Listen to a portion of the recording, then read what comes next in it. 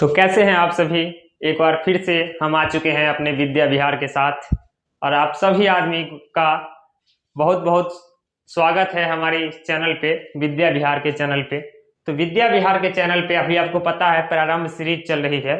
इस प्रारंभ सीरीज के तहत हम सभी सब्जेक्ट के सभी चैप्टरों के सिर्फ और सिर्फ 25 क्वेश्चन ही करवाएंगे, टॉप 25 क्वेश्चन। तो वीडियो के आगे बढ़ने से पहले मैं आप सभी लोगों से एक रिक्वेस्ट करना चाहता हूं कि अगर आप हमारे वीडियोस को देखते हैं तो थोड़ी क्वालिटी बढ़ा कर देखिए। मेरा कैमरा फोन का थोड़ा लो क्वालिटी का है, वीडियो अच्छा आपको नहीं दिखता होगा। मैं आप लोगों से थोड़ा रिक्वेस्ट करता हूं कि आप हमारे वीडियोज को क्वालिटी बढ़ा कर देखा कीजिए। और ये देखिए, ये जैव प्रक्रम के चैप्टर 2, मतलब जैव प्रक्रम थोड़ा लेंदी चैप्टर है, उसमें 4 पार्ट है। तो एक पार्ट मैंने पहले पढ़ा दिया, मैंने कहा था 2 या 3 पार्ट आएगा। तो ये दूसरा पार्ट है, तीसरे पार्ट की बात करेंगे हम बाद में। अभी ये दूसरा पार्ट है। पहले देखिए, अगर जो आदमी एक पहला पार्ट नहीं देख के आए हैं वो सभी आदमी से रिक्वेस्ट है आप पहला पार्ट देख लीजिए, उसके बाद यहाँ आइए। ठीक है, ठीक। तो एक बार जमकर सभी आदमी अभी भी लाइक नहीं किए हैं तो कर लीजिए और सब्सक्राइब चैनल को कर दीजिए। ठीक है, और अपने सभी दोस्तों के पास शेयर कीजिए। आप जहां भी जाते होंगे अपने दोस्तों के पास ये चर्चा कीजिए कि बिहार बोर्ड के लिए एक सबसे स्पेशलिस्ट सुपर स्पेशलिस्ट सीरीज आ गया है जो बिल्कुल फ्री है। फ्री फ्री फ्री, ये पूरा मुफ्त है और आपको हम फ्री में दे रहे हैं। हम बहुत मेहनत करके इतने टॉप 25 क्वेश्चन सेलेक्ट कर पाते हैं, जो कि बहुत मुश्किल काम है। मैं चाहता हूं कि आप अगर ये 25 क्वेश्चन पढ़ेंगे तो आपको बोर्ड में समस्याएं कम होगी और आसानी से आपका सिलेबस कंप्लीट हो जाएगा। ठीक है, इसके बाद हम लेके आएंगे क्वेश्चन बैंक का सीरीज। ठीक है, तो आप पहले प्रारंभ सीरीज देख लीजिए। ये प्रारंभ सीरीज में हम पहले बता दिए हिस्ट्री का भी आ रहा है, आ गया है 2 चैप्टर तक का। ये बायोलॉजी है। ठीक है, अब अगला क्वेश्चन से बढ़ने से पहले आप सभी आदमी से रिक्वेस्ट है कि आप जहां भी जाते होंगे, स्कूल, कॉलेज, कोचिंग, आप सभी जगह संस्थानों में ये चर्चा कीजिए कि हमारे विद्या विहार जो एक सबसे अच्छा प्लेटफॉर्म है बिहार बोर्ड के लिए, रोहित भैया वहां पढ़ाते हैं, रोहित सर पढ़ाते हैं। ठीक है, आपको कोई तकलीफ नहीं होगी, हम आपके बोर्ड के स्टूडेंट रह चुके हैं। ठीक है, तो चलिए अगला क्वेश्चन शुरुआत करते हैं श्री गणेश जी का नाम लेके। ठीक है, चलिए अगला क्वेश्चन में आप सभी आदमी का स्वागत है। हम बहुत मेहनत से क्वेश्चन बना कर लाते हैं बाबू। ठीक है, पहले बोल दिए अगर आप वीडियो में थोड़ा दिक्कत आ रहा था आप क्वालिटी बढ़ाकर मेरा वीडियो देखा कीजिए। चलिए अगला क्वेश्चन पर चलते हैं। पहला वीडियो नहीं देख के आए जैव प्रक्रम का तो आप देख लीजिए। ठीक है, देखिए क्वेश्चन बोल रहा है हृदय से रक्त, रक्त मतलब क्या होता है? रुधिर होता है। रक्त मतलब क्या होता है? रुधिर होता है। हृदय से रक्त को संपूर्ण शरीर में पंप किया जाता है, फेफड़ों के द्वारा, नीलय के द्वारा, आलिंदों के द्वारा, सभी के द्वारा नहीं। जी देखिए, हम कल आपको एक क्वेश्चन बताए थे वही सीरीज में जो जैव प्रक्रम का chapter topic number lecture number 1 था। ठीक है, तो उसमें हम बताए हुए थे कि हृदय में कितने कोष्ठक होते हैं? 4 कोष्ठक होते हैं। हृदय में कितने कोष्ठक होते हैं बाबू? जो हृदय होगा, हृदय हार्ट मान लो ऐसे करके, हृदय होगा, इसमें 4 कोष्ठक होता है। ठीक है, 4 कोष्ठक होता है। हम सपोज बता रहे हैं ऐसे, तो 2 आलिंद होता है, 2 आलिंद होता है और 2 निलय होता है, 2 निलय होता है। ठीक है, 2 आलिंद और 2 निलय होता है।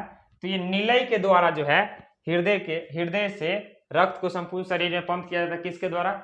निलय के द्वारा। कौन सा निलय होता है बाबू? वो बायां निलय होता है। कौन सा? बायां निलय। ठीक है, बाएं निलय के द्वारा जो है हृदय को पूरा संपूर्ण निलय में, संपूर्ण शरीर में भेजा जाता है। किसके द्वारा? बाएं निलय के द्वारा। ठीक है, नेक्स्ट क्वेश्चन पे चलते हैं हम लोग। लिख लीजिए आप लोग, हम हट गए हैं। अगला क्वेश्चन की बात करें हम बाबू, अगला क्वेश्चन की बात करें तो हमारा अगला क्वेश्चन है आहार नाल का सबसे लंबा भाग कौन सा होता है? कल हम आपको ये क्वेश्चन बताए थे, लेकिन हम आपसे पूछे थे कमेंट में इसका आंसर बताइए। आज हम क्वेश्चन लेके आ चुके हैं सामने। ठीक है, आहार नाल का सबसे लंबा भाग कौन सा होता है ये हम पूछ रहे हैं आपसे। आहार नाल का सबसे लंबा भाग होता है छोटी आंत। कितनी? कौन सा होता है बाबू? छोटी आंत। आहार नाल का सबसे लंबा भाग होता है छोटी आंत, जिसकी लंबाई कितनी होती है पता है आपको? जिसकी लंबाई होती है, मीटर में बात करें तो 6 से 7 मीटर, मीटर में बात करें तो 6 से 7 मीटर। अगर फीट की बात करें तो फीट में होता है 20 से 23 फीट, 20 से 23 फीट इसकी लंबाई होती है छोटी आंत की। ठीक है, वो भी नोट कर लीजिए आप, इंपॉर्टेंट है, वो क्वेश्चन भी पूछ सकता है आपसे। ठीक है, चलिए अगला क्वेश्चन पे बढ़ते हैं। अगला क्वेश्चन हमारा है, देखिए ऑक्सीन क्या है? This is not oxygen, this is oxygen. ठीक है, गौर से देखिए, ये ऑक्सीजन नहीं है। आप बहुत आदमी इसको ऑक्सीजन पढ़ लेते तो वहां फिर हो जाए गैस लिख देता, अगर ऑप्शन में नहीं है इसमें तो बहुत आदमी ऑक्सीजन समझ कर इसको गैस कर देता, लेकिन ये ऑक्सीन है। क्या है? ऑक्सीन है, और ये एक प्रकार का हार्मोन है जो पादपों के वृद्धि में सहायक होता है। जैसे पादप मतलब होता है पेड़ पौधा, ऑक्सीन जो है पादपों के वृद्धि में सहायक होता है, उसके पत्तों को बढ़ाने में, उसके तना को बढ़ाने में, उसके जड़ को मजबूत बनाने में ये ऑक्सीन हार्मोन ही सबसे ज़्यादा जरूरी होता है। ठीक है, चलिए अगला क्वेश्चन पे चलते हैं। अगला क्वेश्चन हमारा, प्रकाश संश्लेषण होता है। चलिए, प्रकाश संश्लेषण कवकों में होता है, जंतुओं में होता है? नहीं, हरे पेड़ पौधों में जो है प्रकाश संश्लेषण होता है। कौन सा बाबू? हरे पेड़ पौधों में प्रकाश संश्लेषण होता है। अगला क्वेश्चन पे चलिए। हाँ चलिए, देखिए एक है मैग्नीशियम पाया जाता है। मैग्नीशियम किसमें पाया जाता है? मैग्नीशियम किसमें पाया जाता है? मैग्नीशियम पाया जाता है बाबू क्लोरोफिल में। मैग्नीशियम पाया जाता है क्लोरोफिल में। क्लोरोफिल का भाई दूसरा नाम क्या होता है? क्लोरोफिल का दूसरा नाम होता है पर्णहरित। पर्णहरित, क्लोरोफिल का दूसरा नाम क्या होता है? पर्णहरित नाम होता है क्लोरोफिल का। ठीक है, चलिए आगे देखिए। एक क्वेश्चन है, मानव हृदय का औसत प्रकुंचन दाब है। औसत प्रकुंचन दाब है तो ये है बाबू 120 mm Hg। 120 mm Hg, 120 mm Hg। ठीक है, 120 mm Hg, इसको अच्छे से याद कर लीजिएगा। ठीक है, ये कल आप क्वेश्चन बताए थे, मानव का हृदय 1 मिनट में 72 बार धड़कता है। ठीक है, चलिए नेक्स्ट क्वेश्चन पे बढ़ते हैं हम लोग। ठीक है, नेक्स्ट क्वेश्चन पे तरफ देखते हैं। नेक्स्ट क्वेश्चन हमारा है, कोशिका का पावर हाउस किसे कहा जाता है? कोशिका का पावर हाउस किसे कहा जाता है? ठीक है,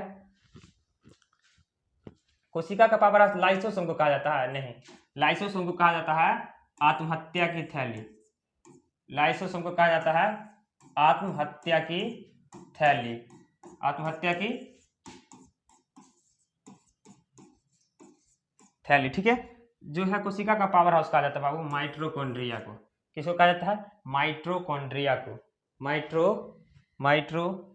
माइटोकॉन्ड्रिया को, माइट्रो नहीं, ठीक है, माइटोकॉन्ड्रिया को। चलिए अगला क्वेश्चन की तरफ बढ़ते हैं हम लोग।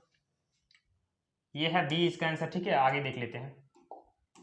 आगे हमारा है, मनुष्य में कार्बन डाइऑक्साइड का उत्सर्जन किससे होता है? हम लोग जब सांस लेते हैं तो निकलता क्या चीज है? Carbon dioxide. तो वो प्रक्रिया कहाँ ऐसा प्रक्रिया होता है जहाँ ये इसका कार्बन डाइऑक्साइड का निर्माण होता है? तो वो होता है वो फेफड़ा में। कहाँ होता है? फेफड़ा में। कहाँ होता है? फेफड़ा में होता है वो। अगला क्वेश्चन पे बढ़ते हैं। अगला क्वेश्चन हमारा देखिए, सजीव में निम्न में से कौन से जैव प्रक्रम पाए जाते हैं? जो सजीव होगा यानी जो जीवित चीज होगा, दो चीज होता है, जीवित और निर्जीव, सजीव और निर्जीव। तो सजीव में निम्नलिखित में से कौन से जैव प्रक्रम पाए? श्वसन पाया जाता है, जब तक सांस नहीं लेगा सजीव नहीं कहलाएगा। जो भी सजीव होगा उसमें पोषण का काम होगा, जो सजीव होगा उसमें रिप्रोडक्शन यानी जनन का भी काम होगा, तभी ना अपना आदमी, जैसे उसका नेक्स्ट पीढ़ी आएगा तो बिना रिप्रोडक्शन के संभव नहीं है। ठीक है, तो इनमें से सभी इसका आंसर हो जाएगा, इनमें से सभी इसका आंसर हो जाएगा। अगला चलिए, अगला क्वेश्चन की बात करें हम अगर तो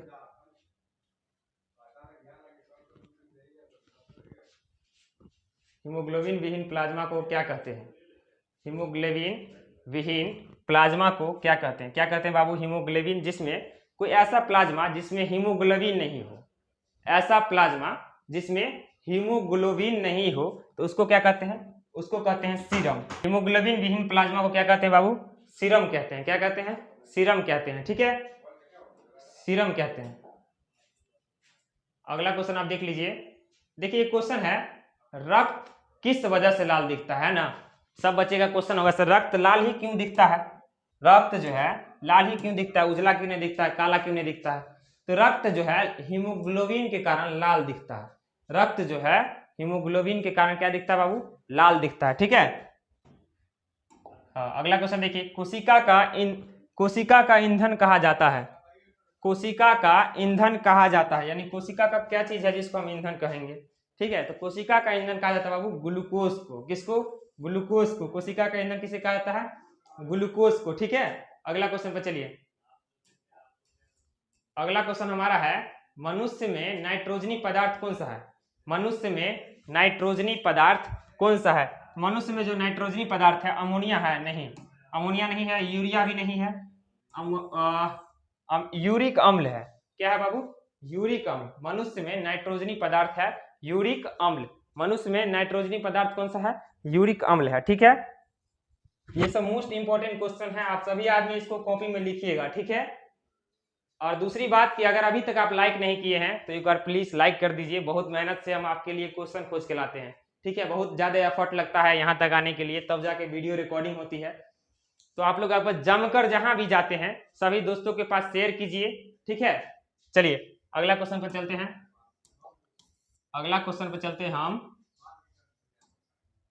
वे पौधे जो सड़ी गली वे पौधे जो सड़ी गली चीजों पर आश्रित रहता है उसको क्या कहेंगे? सड़ा गला चीज पर देखते होंगे आप, गोबर होगा, जहां पर देखते होंगे कहीं कचरा फेंका होगा, देखते होंगे आप मशरूम टाइप का, छत्ता टाइप का कुछ, मतलब वो चीज जमा हो जाता है, उसको क्या बोला जाता है? उसको बोला जाता है मृतजीवी। कवक जहां उत्पन्न हो जाता है उसको क्या बोला जाता है बाबू? मृतजीवी बोला जाता है। ठीक है, इस सब चीज को आप बढ़िया से याद करिएगा, इसमें थोड़ा डाउट भी हो सकता है, आप इस सब चीज को अच्छे से याद करिएगा। चलिए नेक्स्ट क्वेश्चन की तरफ बढ़ते हैं। क्वेश्चन नंबर 15 है हमारा, पौधों में खाद्य पदार्थों का स्थानांतरण किस रूप में होता है? जो पौधा है, पादपों में खाद्य पदार्थों का स्थानांतरण जो होता है वो होता है सुक्रोज के रूप में। किसके रूप में? सुक्रोज के रूप में। मनुष्य में खाद्य पदार्थों का जो स्थानांतरण किस रूप में होता है? आप बताइए, मनुष्य में खाद्य पदार्थों का स्थानांतरण किस रूप में होता है? मनुष्य में होता है बाबू ग्लूकोज के रूप में। किसके रूप में? ग्लूकोज के रूप में। तो ये देखिए, पौधों के लिए था सुक्रोज, मनुष्य के लिए ग्लूकोज। पौधों के लिए सुक्रोज और मनुष्य के लिए ग्लूकोज। ठीक है, इस चीज को आप याद कर लिए। कॉपी में अगर सुनते होंगे मेरी बात, कॉपी आपके सामने है तो इस चीज को लिखिए। ठीक, आगे बढ़िए।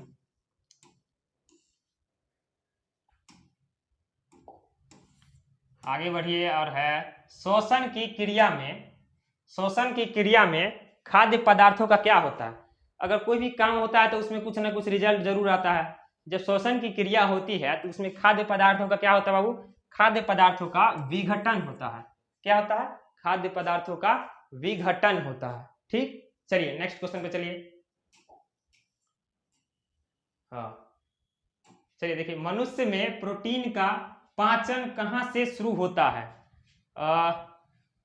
मनुष्य में प्रोटीन का पाचन कहां से शुरू होता है? मनुष्य में प्रोटीन का पाचन कहां से शुरू होता है? कहां से होता है शुरू, बता दीजिए आप। मुख से? नहीं होता इससे। ग्रहणी से? नहीं होता इससे। इलियम से? नहीं, ये होता है बाबू अमाशय से। कहां? अमाशय से। मनुष्य में प्रोटीन का पाचन कहां शुरू होता है? अमाशय से शुरू होता है। ठीक है, चलिए नेक्स्ट क्वेश्चन पे चलिए। नेक्स्ट क्वेश्चन पे चलते हैं हम। नेक्स्ट क्वेश्चन पे चलते हैं। प्रकाश संश्लेषण अंग है, प्रकाश संश्लेषी होगा। चलिए, प्रकाश संश्लेषी अंग है या प्रकाश संश्लेषण अंग है, इसमें से कौन सा ऐसा अंग है जो प्रकाश संश्लेषी अंग है? वो है बाबू क्लोरोप्लास्ट। कौन है? क्लोरोप्लास्ट। कौन सा है? क्लोरोप्लास्ट है वो। ठीक है, किसी को दिक्कत नहीं ना? अगर कोई क्वेश्चन आपको लगे कि सर इसका आंसर गलत है, ठीक है, तो आप हमको जरूर कमेंट कीजिएगा। ठीक है, आदमी जो है हमेशा मतलब सबका गलत चीज याद रखता है जीवन भर। ठीक है, अगर हम आपको 100 क्वेश्चन अगर सही पढ़वा देंगे तो आपको कुछ क्वेश्चन याद नहीं रहे, लेकिन अगर हम एक क्वेश्चन ही अगर गलत पढ़ाएंगे, ठीक है, तो आपको लगेगा कि सर को आता ही नहीं है कुछ, है ना? तो इस चीज को आप मन में बैठा लीजिए। कोई क्वेश्चन अगर आपको गलत लगे तो आप हमको कमेंट कर सकते हैं। वैसे बहुत वेरिफिकेशन के बाद यहाँ तक आते हैं, गलत होने का कोई चांस नहीं होता। मे भी अगर गलत हो जाए, ठीक है, तो आप हमको बता सकते हैं। ठीक, चलिए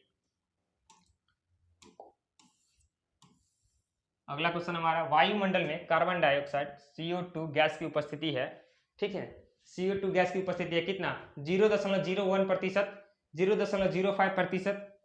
ठीक है, तो ये है 0.03%, 0.03%। ठीक है, 0.03%। ठीक, किसी को दिक्कत नहीं, आगे बढ़िए। आगे है हमारा लार में कौन सा एंजाइम पाया जाता है? लार में मुंह जो है इसमें से लेर आर निकलता है ना, उसी को लार बोला जाता है। ठीक है, लार में कौन सा एंजाइम पाया जाता है? तो उसमें कौन सा एंजाइम पाया जाता है बाबू? लार में एंजाइम पाया जाता है इमाइलेज। कौन सा? इमाइलेज पाया जाता है। ठीक है, कौन सा पाया जाता है? इमाइलेज। ठीक है, चलिए आगे देखते हैं, आगे देख लेते हैं हम लोग। मनुष्य में पाचन क्रिया कहाँ से आरंभ होती है? हमको लगता होगा कि हम खाना खाते हैं तो पाचन शुरू होगा पेट से, नहीं ना, है ना? लेकिन ऐसा नहीं है। जो खाना हम खाते हैं तो उसका पाचन मुख से शुरू हो जाता है। कहाँ से? मुख से ही शुरू हो जाता है, मुंह में डाले पचना शुरू हो जाता है वो। ठीक है, तो ये पूछ रहा है कहाँ से आरंभ होता है, यानी कि शुरू होता है कहाँ से। ठीक है, चलिए आगे बढ़ते हैं, आगे बढ़ते हैं। ये सब क्वेश्चन में तो आपको दिक्कत नहीं होना चाहिए, है ना? अभी भी जो हम एक बार फिर से बोल रहे हैं, अभी भी हमारे वीडियोस को आप लाइक नहीं किए हैं या चैनल को सब्सक्राइब नहीं किए हैं तो सभी आदमी जमकर इसको सब्सक्राइब और लाइक कीजिए। ठीक है, हो सके तो शेयर भी कीजिए। अगर आपको सीरीज पसंद आ रही है तो आप जमकर कमेंट कीजिए, और कमेंट कीजिए कि हम ऐसा वीडियो लेकर आए या नहीं। ठीक है, चलिए, इनमें कौन प्रकाश संश्लेषी अंग है? इनमें से कौन सा प्रकाश संश्लेषी अंग है? इसमें से कौन सा है वो प्रकाश संश्लेषी अंग? हरित लवक है, पत्ती है, जो क्लोरोप्लास्ट है, इससे पहले अभी पढ़ाए थे क्लोरोप्लास्ट, उसी क्लोरोप्लास्ट का दूसरा नाम होता है हरित लवक। क्लोरोप्लास्ट का ही नाम होता है हरित लवक। तो इसका आंसर क्या हो जाएगा? हरित लवक हो जाएगा। ठीक, चलिए, कीटों में प्रमुख शोषण अंग कौन सा होता है? कीट सब, जैसे कीट सब में आता है तिलचट्टा, मच्छर भच्छर वगैरह वगैरह। ठीक है, तो ये सब जो है फतिंगा सब, वो सब आता है किसमें? कीट में। तो कीटों का श्वसन अंग कौन सा होता है ये पूछ रहा है। ठीक है, कीटों का श्वसन अंग कौन सा है ये पूछ रहा है। तो कीटों का श्वसन अंग होता है बाबू ट्रैकिया। क्या होता है? ट्रैकिया होता है। इस चीज को याद रखिएगा, क्या होता है? ट्रैकिया होता है। ठीक, ट्रैकिया। आगे बढ़िए, आगे बढ़ते हैं हम। अगर तो नया क्वेश्चन है, हरे पौधों में पोषण की विधि कहलाती है? हरे पौधों में पोषण की विधि कहलाती है। जो हरा पौधा होता है, ठीक है, उसको तो हम खाना बना के खिलाते नहीं हैं, है ना? हम तो ये नहीं कहते वो हम खाना बनाए कहीं ले गाछ कहीं खा ले, नहीं ना, वो अपना खाना खुद बना लेता है। किसके सहायता से? प्रकाश संश्लेषण के सहायता से। जो आदमी या फिर जो जंतु या पादप खाना खुद बनाए उसको क्या कहा जाता है? उसको कहा जाता है स्वपोषण। क्या कहा जाता है? स्वपोषण। लास्ट क्वेश्चन की तरफ बढ़ते हैं हम लोग। देखिए क्वेश्चन है, मूत्र में यूरिया की प्रतिशत मात्रा कितनी है? मूत्र में यूरिया की प्रतिशत मात्रा है कितना? यूरिया। ठीक है, और मूत्र मतलब यूरिन होता है। ठीक है, ये पूछ रहा है मूत्र में यूरिन की, यानी यूरिन में यूरिया की कितनी प्रतिशत मात्रा है? तो देखिए ये है 2%। कितना है बाबू? 2% यूरिया है, 95% इसमें जल है। ठीक है, और बाकी का बचा 3% में अन्य कार्बनिक पदार्थ है। 3% में अन्य कार्बनिक पदार्थ है।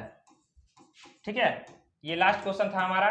बस आप देखिए, सभी आदमी से एक बार रिक्वेस्ट है, अगर आप हमारे वीडियोस को पसंद करते हैं तो इसको जमकर शेयर कीजिए। ठीक है, आप सभी आदमी से रिक्वेस्ट है। अभी भी आप हमारे चैनल को सब्सक्राइब नहीं किए हैं तो एक बार सब्सक्राइब कर लीजिए। मिलते हैं नेक्स्ट वीडियो में। ठीक है, इसी उत्साह इसी जोश के साथ मिलेंगे। मैं आशा करता हूं कि आप लोग जमकर आएंगे, पढ़कर आएंगे। ठीक है, और इसे शेयर कर भी आएंगे।